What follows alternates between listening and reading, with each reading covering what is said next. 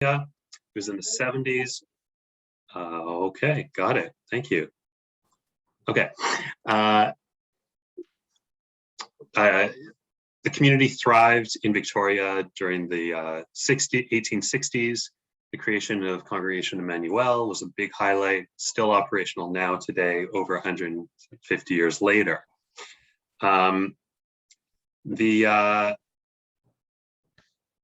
Some folks came across to Vancouver in the 1870s, before it was Vancouver, when it was Granville Township, which was just a little settlement in what today we know as Gastown. Here is a highlight. House is a highlight of the Jewish community, a Jewish-run business there that was really thriving. In nearby Gastown, or nearby Strathcona rather, as we see here, the community made its first residential home. Tree-lined streets and very beautiful houses are still there. And there I am leading a walking tour of our community history there.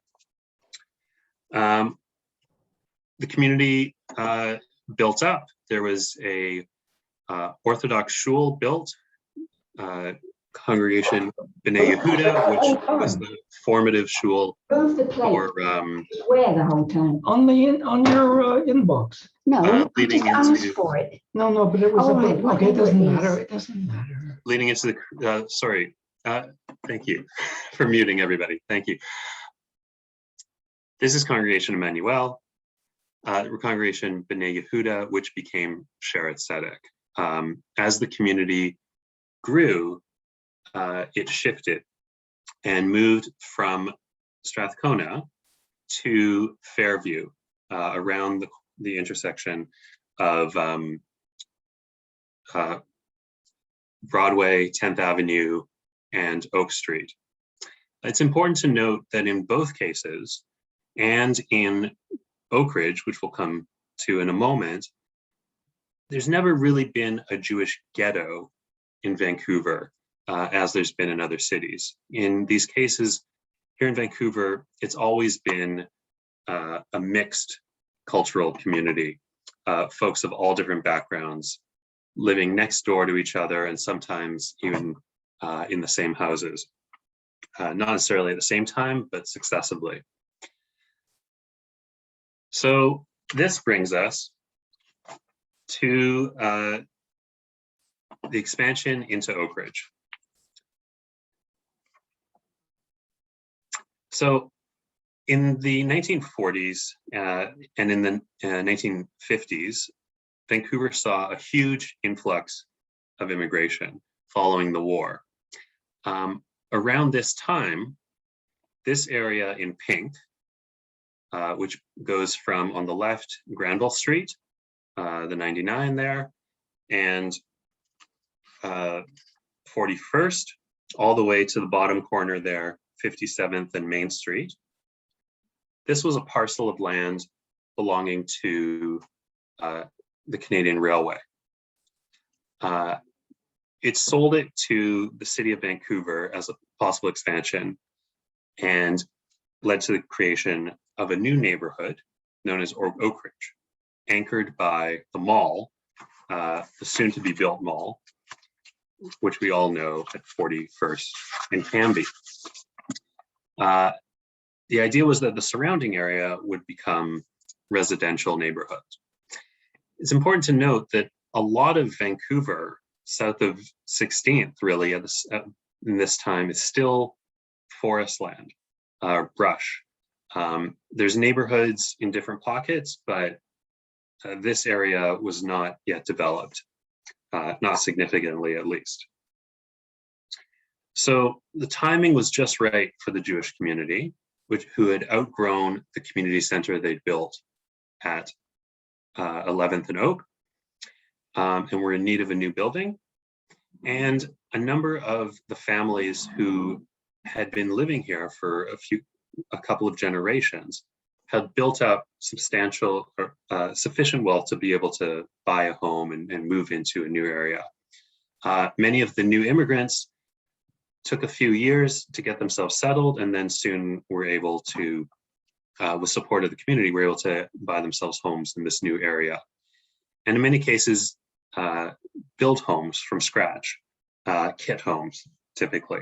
Bungalows that fit the post-war ideal of suburban neighborhood. Oakridge was ideal because it's close enough to downtown. You could get there fairly quickly, but it's out in the scenic brush in a quiet neighborhood where folks felt safe letting their kids play in the street.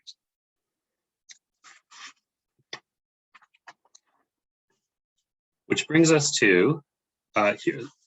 This overview is helpful in understanding what would soon become the Jewish heart of Oakridge. We see a number of notable landmarks that I'm sure resonate with many people, of all the different spots. Just south of this map, just off the map, if we follow Oak Street a bit further, we all know we'll find Temple Shalom, which we'll get to the tail end of our talk.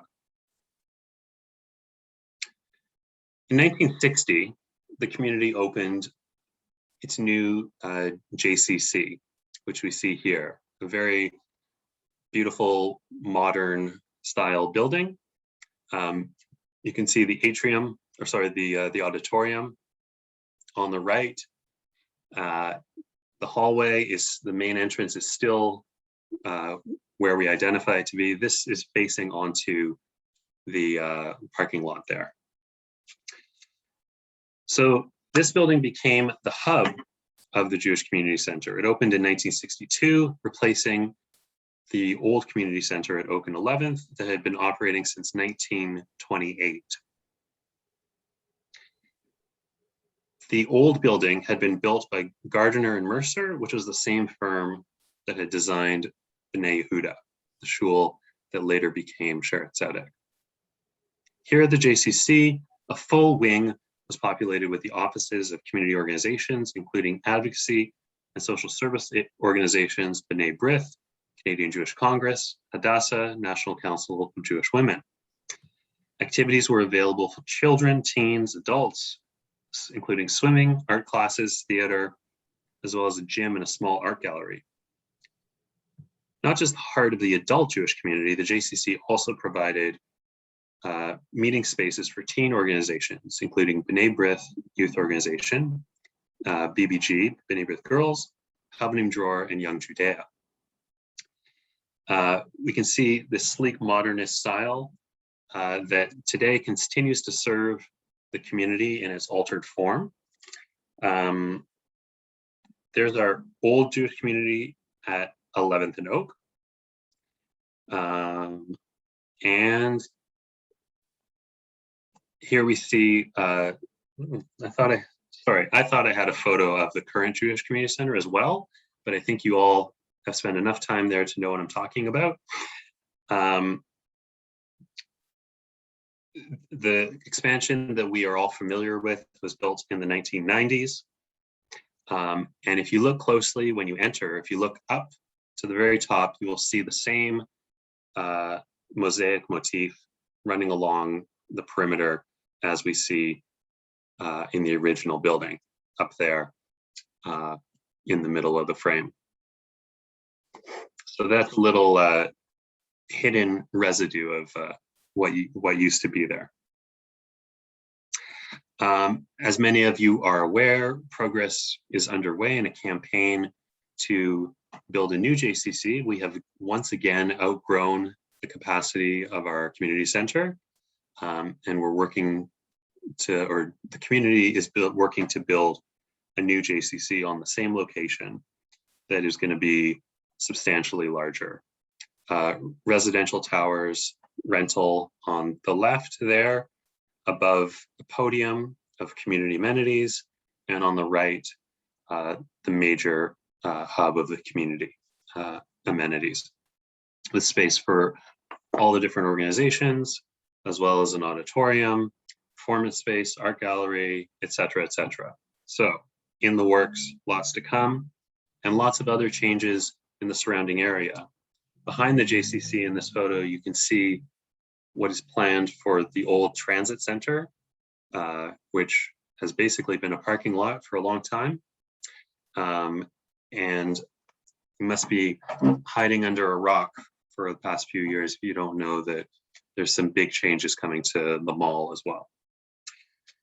So on to another anchor of the community. We have here the Louis Brier. Now I've arranged these sites basically as if we were to take a walk through the neighborhood.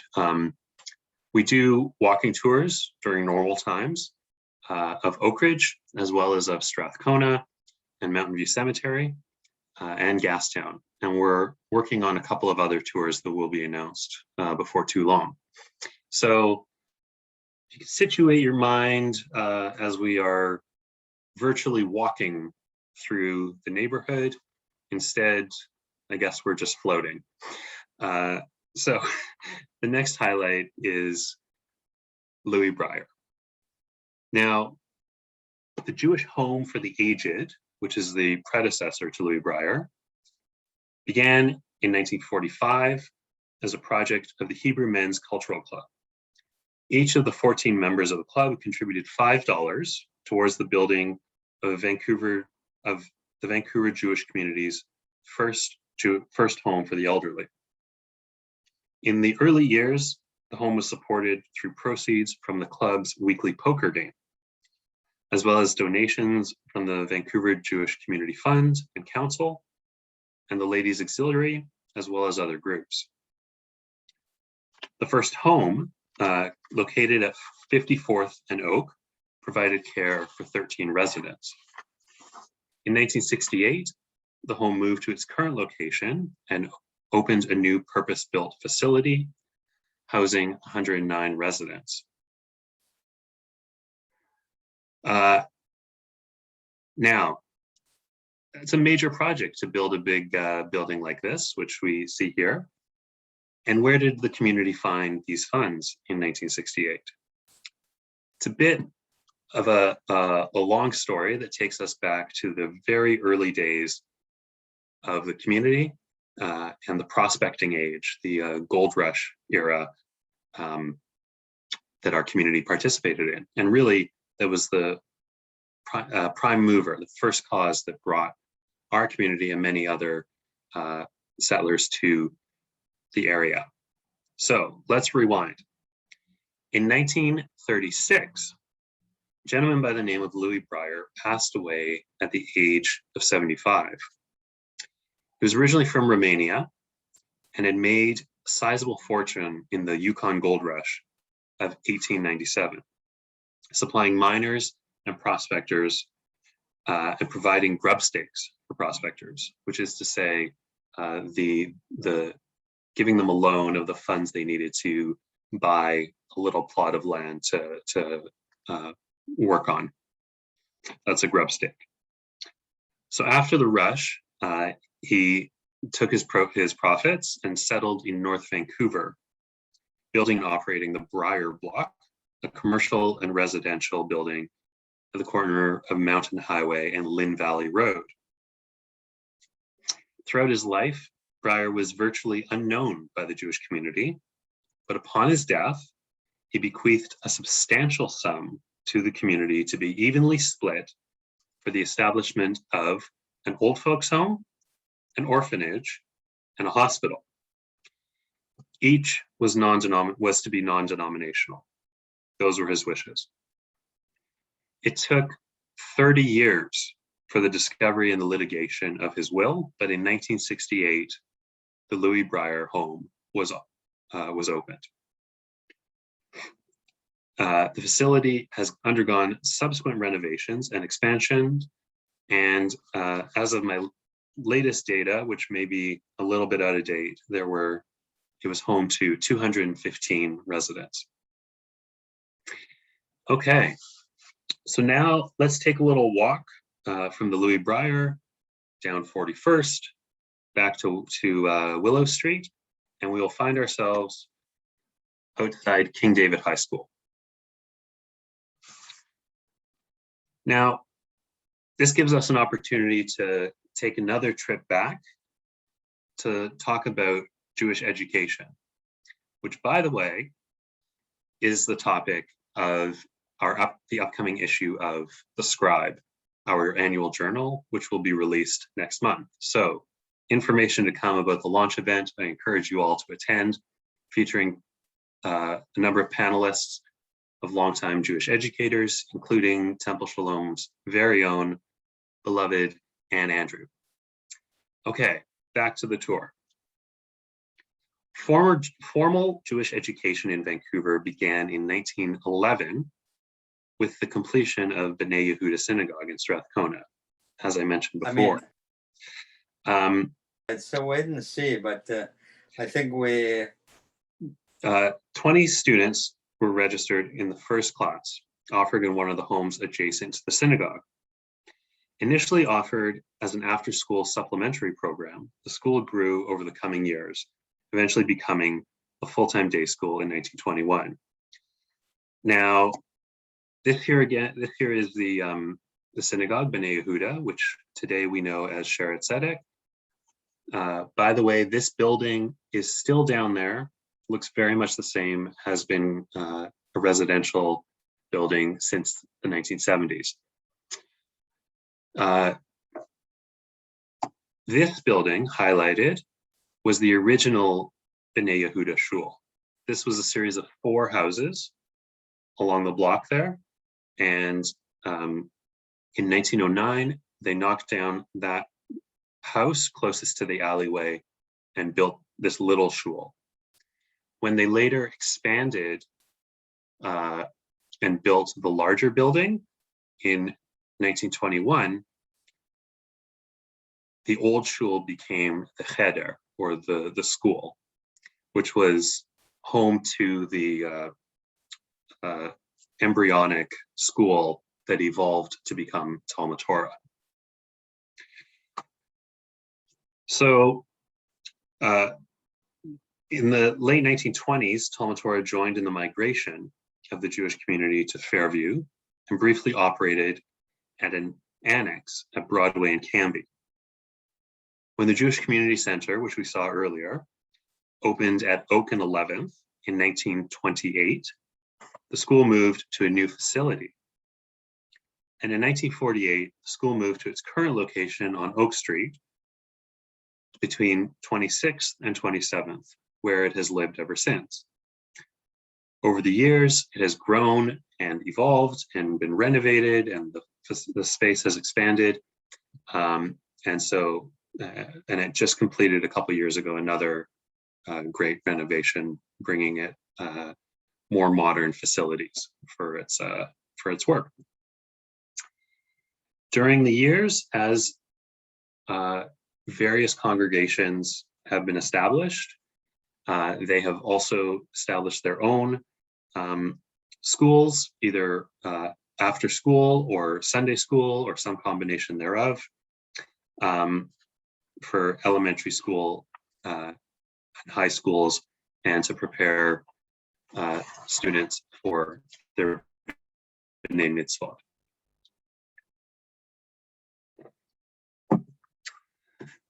Now, secondary students. The first local Jewish high school opened in September 1987 with a registration of just 9 grade 8 students. It operated out of Sharet Tzedek Synagogue and appealed primarily to local Orthodox families. Each year, a grade was added, and in June 1991, the first graduating class was celebrated. The school was named for Maimonides, the medieval scholar, Jewish philosopher, born in Cordoba, who worked as a Talmudic scholar, astronomer, physician, and rabbi in Morocco, Egypt, during the Ayyubid Sultanate. Now, the following year, not the following year following the Sultanate, the year following the first graduating class of Maimonides' school, in 1992, the school moved to Bailey Street and offered classes out of a cluster of temporary trailers located on the grounds of École Jules Verne. Growing over the subsequent decade led to the construction of a dedicated facility in 2005, and upon its opening, the school was renamed David High School. Here we see its very beautiful atrium, and earlier we saw the main building. This is one of the many buildings in the Jewish community built by the firm Acton Ostry, who've done a number of Jewish and non-Jewish facilities, especially community facilities throughout the city. Okay, let's get on our walking shoes and continue along Willow Street, down Tisdale, and make our way to the Peretz Centre. Okay, this is not what we'll see there, but this is the predecessor to the current Peretz Centre. The Peretz Institute was established in Vancouver in 1945, and the first school was located in the basement of the old JCC at Oak and 11th. It welcomed 15 kindergarten students and 24 children attending afternoon classes. In 46, the founders bought a house that we see here at 1173 West Broadway, where the school operated for 15 years. A new school and cultural center was built on Ash Street in 1961. As we can see, is built in the classically modernist style. And you can see the name of the school in Yiddish above the door, above the archway there, Yud Lamed Peretz Shul. Yeah. In 2001, they rebuilt again, and this is the current building in that location. That was built, I believe, as a community amenity along with the condos adjacent there. This is home to a number of community organizations, including the Jewish Film Center and ourselves, the Jewish Museum and Archives of BC. Once things are safe, come and see us sometime. We're on the second floor. Now, let's take another little walk, and we're going to go to, I want to tell you to 45th and Tisdale, so just around the corner from the center. And I'd like to tell you a little bit about this lovely woman, Linora Markovic, who is the brains behind two important projects. In the foreground, we see here Willow Gardens, and in the background, Langara Gardens. So the towers are Langara Gardens, which you'll recognize from on Cambie and 57th. And here on in the foreground are Willow Gardens, 45th and Tisdale. Now, Linora Markovic fled Poland in 1941 for clear reasons, and settled here in Vancouver. Soon after, in 1949, she was the fifth woman to register with the Architectural Institute of BC. Quite an accomplishment in a male-dominated field at the time. She continued her practice for 20 years, and at a point was the only female architect in the city operating a private practice. In 1965, she built she designed Willow Gardens, which was a very innovative housing unit that provided both indoor and outdoor space for each suite. Something that we understand to be very common today, but was pioneering at the time. And these suites are all clustered around a shared courtyard. which provides space for people to get together, build community, for kids to play together in a safe enclosed area, and really fosters community. It was a very well-received project, and following the success of this project, she was asked, or commissioned rather, to complete Langara Gardens, a much bigger project that we can see in the background, which at the time was the largest residential project undertaken in Vancouver. The project took from 1968 to 1970 to complete. It was 3 towers. We can see that in the years since, a 4th one has been added. Upon completion, it comprised 20 2-story townhouses, in addition to the 3 towers, covering 20 acres of land, and provided amenities, including swimming pool, landscape gardens, recreational facilities, commercial block with stores and offices at a cost that the average income family could afford. Again, a highly innovative project for its time. Sadly, Linora Markovic passed away shortly following the completion of the project in 1970 at the age of 69. Langara Gardens is due for redevelopment in the next year or two, but in her honor, one of the new streets that's being created through that development will bear her name. Let's move on to another architectural landmark, which we see here. So we've continued on to 49th, made our way up 49th to Laurel Street, and we are heading south along Laurel, for those of you following along. This here is the Dodec Home. I'm sure many of you will, the names Mort and Irene Dodec are very familiar names to you. This is a house that they built for themselves, that Mort still lives in, built in 1957. Now, let's just take a second to note that at the time, this was the status quo for houses. And this is what many of the houses in the area looked like. So they really did something unique here. It's also worth noting that this house was designed, the architect was Ron Tom, who may be a familiar name to some of you. He is a very highly renowned architect who perhaps is most noted for Massey College, which is one of the colleges making up the University of Toronto. Little detail, this is the cafeteria. There's the courtyard on the right.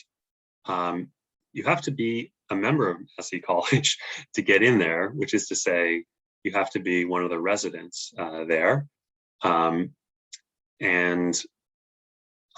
when I was attending U of T, I was so keen to get a look at this thing and see this cafeteria that I had heard about, that I kind of pressured a friend of mine to invite me as her guest to come to lunch. So I got to see this really excellent cafeteria with my own eyes, and it lives up to the hype. It's better in person even. Anyways, back to Ron Tom and the Dodec House. We can see that a lot of the same ideas that we see at Massey College come true in the home, which is the connection between the inside and the outside, which is a theme that carries on through a lot of modernist architecture. Many of the houses designed and built at this time. The house of Peter and Cornelia Oberlander is another excellent example of this connection. Ron Tom was also clearly inspired by Frank Lloyd Wright and the lines, and just like many of the West Coast modernists, he drew inspiration from that. So how did Mort Dodec and Irene Dodec, young couple in the 1950s, build a beautiful house like this? Mort was a doctor. He was only 2 years into his practice at the time, so not really, a macher. But despite that, at the time, they were able to get a mortgage and contract Rontom to design and eventually build this house. It cost them 10 square feet per foot. We interviewed Mort and Irene about this, and they told us that Mort was talking to one of his patients, an electrician, and telling him that the couple was looking for a house that they wanted, but they were having trouble finding something they could afford. He said, what we liked, we couldn't afford, but what we could afford, we didn't like. And the electrician said, you should build. And I know just the guy, Rontom. So the introduction was made. They went to see a house that he had done up in West Vancouver, and it blew them away. They say the design was unbelievable. We'd never seen anything like it. We came home and said, this is the guy. So we arranged a meeting with him. He came over to the apartment to talk about designing a house, and they talked about what they wanted, what they didn't want.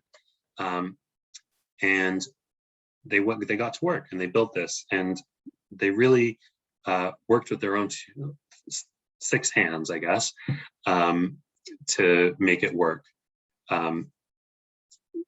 One of the highlights is in the stairwell, there's a stained glass window. And if you look closely, it's actually made up of resin in kind of a mosaic way. What they did is they took some packaging of cardboard that I guess was like for keeping things safe. And when you spread it apart, it forms kind of a honeycomb. They spread it out between a wood frame and poured into each of the honeycomb pockets a different color of resin, or between some blues and greens. The result is a really beautiful mosaic that they themselves put together one night. So a real hands-on project. The house was designed, the house is currently a U-shape wrapping around this courtyard that we're looking out on. This is the living room here that we're standing in.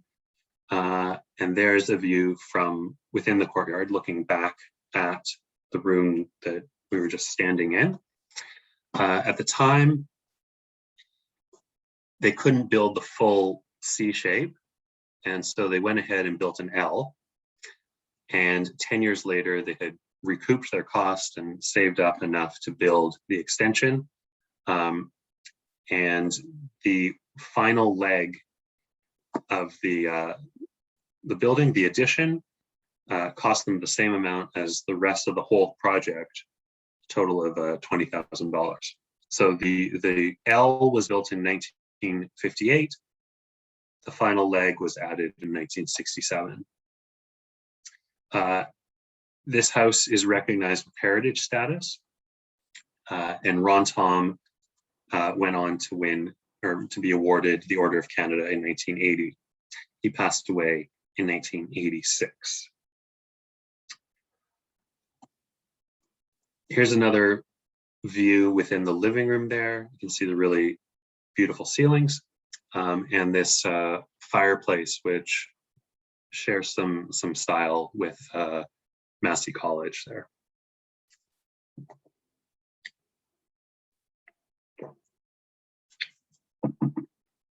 Now, just gonna take a little detour for a second and address the question that I know is hanging in the air, which is, how does he know all this stuff? Now, some of you may be thinking, this is my hobby, my fascination, my addiction to just know everything about the Jewish community and its history and architecture in Vancouver. And while that might be partly true, it's not really true. The reason is that it's my job. So as mentioned at the top, I'm the Director of Community Engagement for the Jewish Museum and Archives, BC. And before we get to our final stop on our tour, which you probably know what it is, I'm going to put in a little plug for our organization. We've been around for 50 years. This year, we're celebrating our 50th anniversary. And we are the repository for all community memories of the Jewish community all across BC. We collect material from all the institutions, families, etc. And we preserve it in the archives and then adapt the material, make it available for research, make it available as exhibits, walking tours, public programs, publications, and really work to make this history approachable, accessible, and engaging for folks within the community and beyond the community. We really see ourselves as bridge builders between the Jewish community and all the other communities that we live alongside. We're the steward of the BC Jewish Community Archives, which is home to over 325 linear meters of documents. Now, a linear meter is the official archival measurement. So, but what is it, right? It's weird. Now, if you imagine these pieces of paper making up less than a centimeter, when we look at them this way, right? Extrapolate that to be a meter, a foot, a meter, and extrapolate that further to be 325 of those. It's a lot of stuff.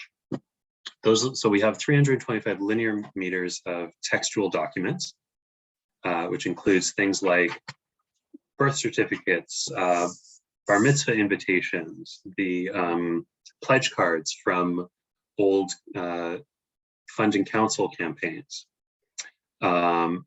paper books, et cetera, et cetera, et cetera. We also have 325,000 photographs and over 900 oral history interviews. The earliest of our interviews were recorded in the mid-60s, even before the organization was formally established. And at that time, those recordings were done with folks who were late in their life, in their 70s and 80s and perhaps 90s. So we can think how far back these stories really go. Now you're saying to yourself, my, that's a lot of stuff. The work must be done. Why are you telling us all this? Well, despite these astounding numbers, the work is never done. And really, we're missing a lot of stuff. And we're missing your story. Those of you who were involved in organizations 20, 30 years ago, we want to hear your story. We want to know, we want to come and interview you about how your family came to Vancouver and BC. We want to have your old family photos so that we can tell those stories. We want to know if you were part of Hadassah or National Council or B'nai B'rith, what it was like to have your bar mitzvah in 1965, 1973, 1982, what the community was like, whether you faced prejudice going to high school in, 40 years ago, and so forth. You get my point. The point is that the stories are endless and we want to tell them all. So we need your help to do that, both in terms of donating materials, telling your story, getting on the record, as well as any financial support that you can help us to provide us to help continue doing this important work, hiring students, mentoring people in learning how to work with the archives and expand it, and developing exhibits and programs and films to share our community history with everyone interested to listen. we've got a lot of great projects coming up in the next year or two. Hope to see you there. And if you want to know about any of the projects, get a sneak preview. If you'd like to come and have a tour of the archives to learn more about this, be happy to accommodate and tell you everything. Okay, moving right along. We find ourselves outside this building, which I'm sure is familiar to all of you. And before we get into the specific history of Temple Shalom, let's rewind again and jump back to the origins of the Reform movement. I promise to do it very quickly. So beginning in the 1700s, Jews in many countries across Europe were granted emancipation, which is to say the rights of full citizenship. This coincided with the Enlightenment and led to the emergence among progressive Jews of the Haskalah movement, which is frequently known as the Jewish Enlightenment. Now, the Haskalah encouraged a renewal and a modernization of Jewish culture, keeping with Enlightenment ideals of rationalism, liberalism, freedom of thought, and inquiry. And in Berlin, the cosmopolitan multicultural capital of Persia, was the origin of this movement, which spread its impact across Central and Eastern Europe. And one of the results of the Haskalah was the creation of Reform Judaism, which was an effort by Jews who were moving to the city, becoming urban, to maintain aspects of their tradition while toning down the distancing themselves from orthodoxy and toning down the outward appearance of Orthodox Jewry. Later, some members of the Jewish community felt that the reformists had gone too far, and in reaction, they formed the conservative movement. Now, both these movements, as well as all three of these movements, really made their way across the Atlantic to North America and really flourished in the 20th century, particularly reform and conservatism. Now, let's fast forward and bring ourselves back to Vancouver in 1964. Let's come to Vancouver, but stay at the turn of the century, okay? So there was a Reform congregation in Vancouver from 1894 to 1911.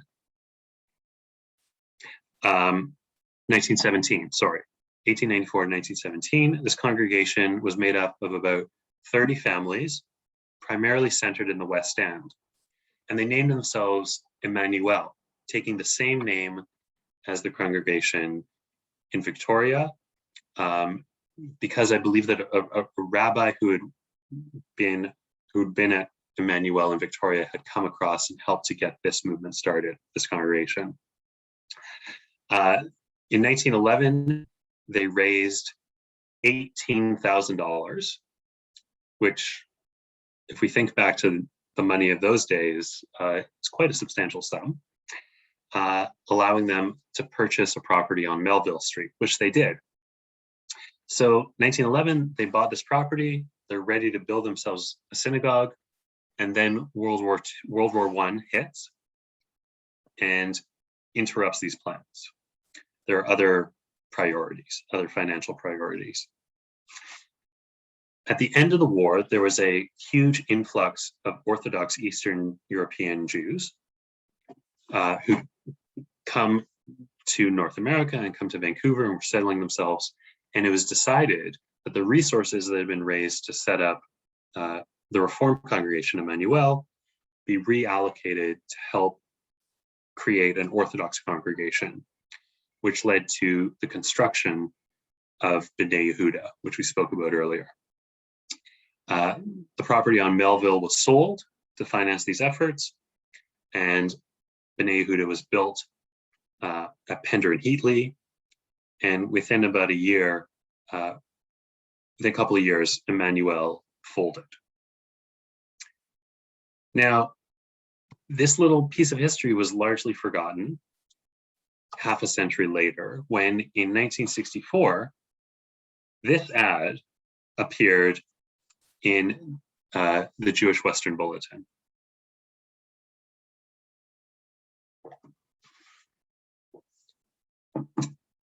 Now, a dozen families attended this meeting hosted by Leon Berlo. And there are many more families claim to have been there.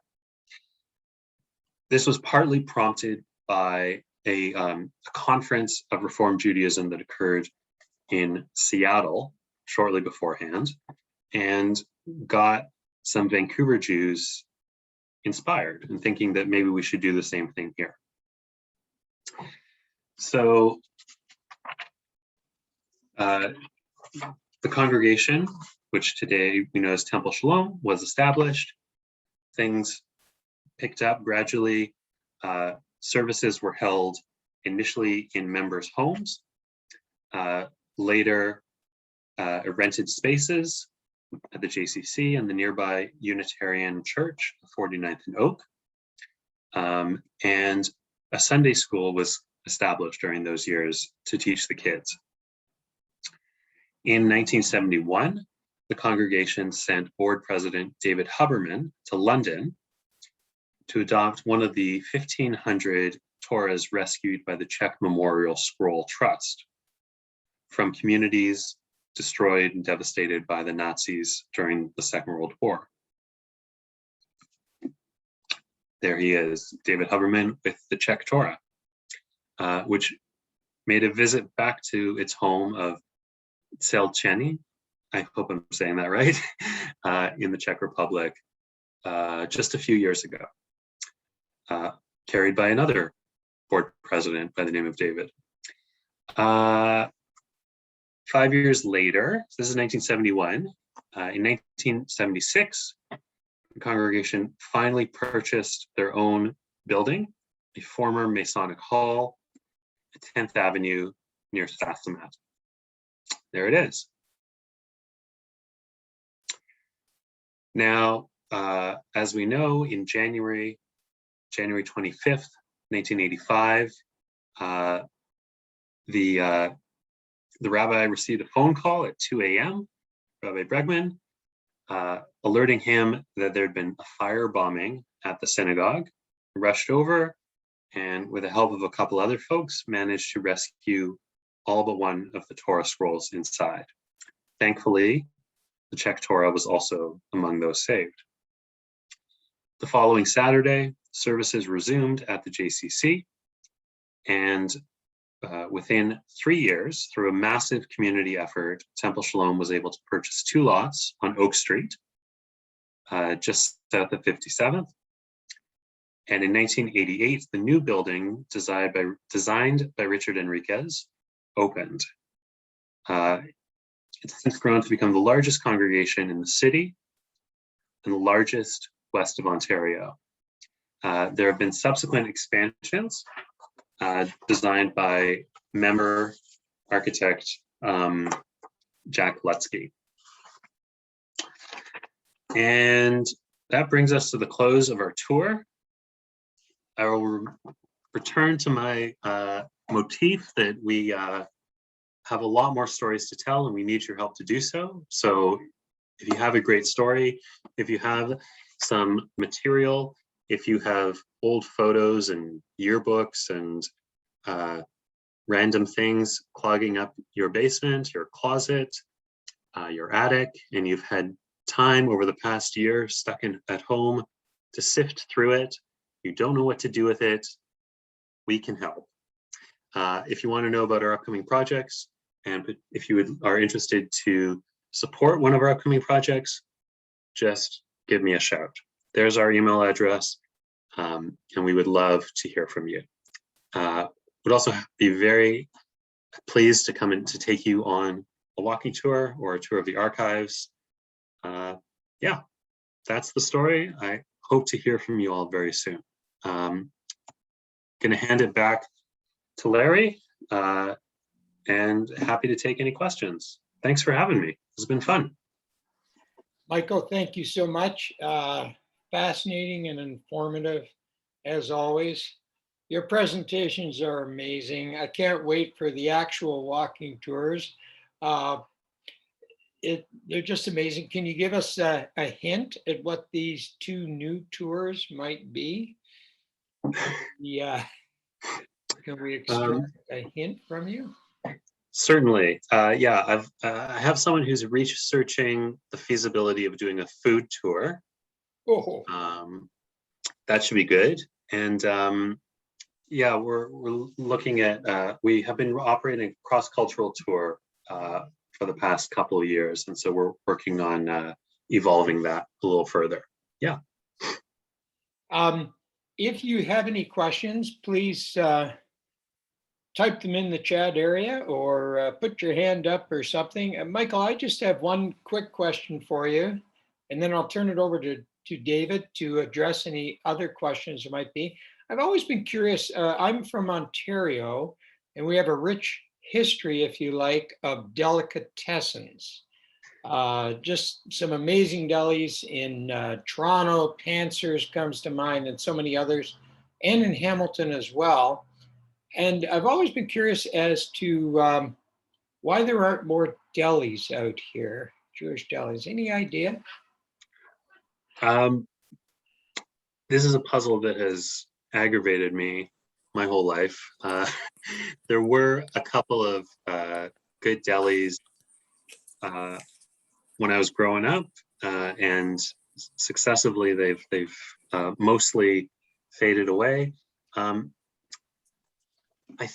don't know if there's a solid answer, but I think that, you know, it's likely the fact of a small community that's difficult to support a business, and getting kosher meat early on required that it be sent over from Winnipeg, which makes the cost untenable in many cases. I mean, that's largely speculation. There's plenty of beef being grown all around in the area. And I'm sure there must have been, we know that there have been a couple of shochets over the years. So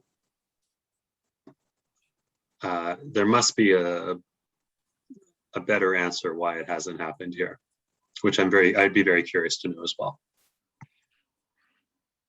David, I'll turn it over to you. I think we may have a question or two in the chat area.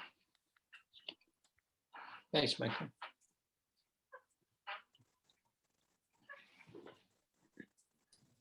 What we have in the chat is thank yous. Thank you, Michael. Fun to see everyone from Annika, who I think is on the island now.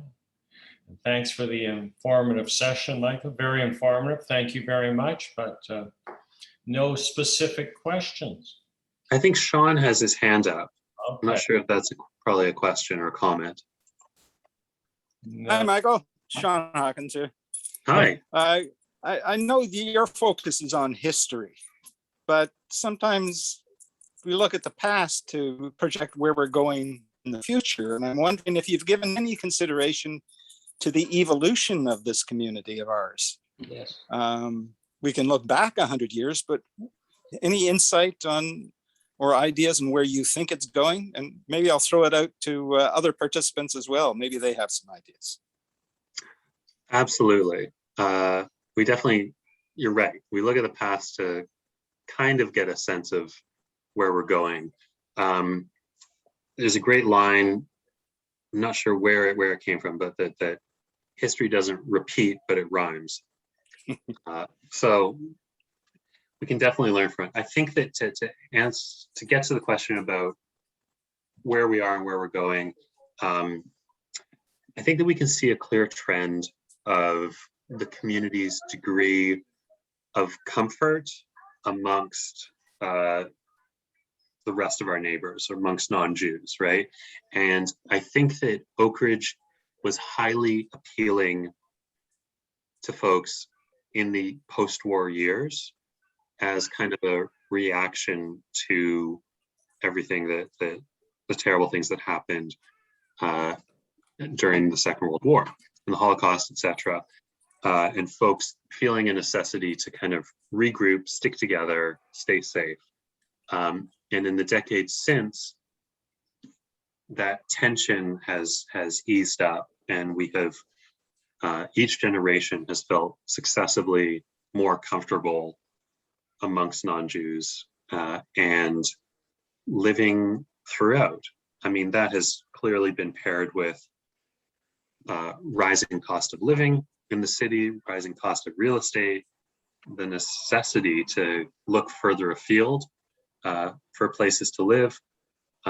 And so I think that it's kind of a bit of both. It's a bit of push and pull of these competing forces that, you know, we feel safe not being next to our community members.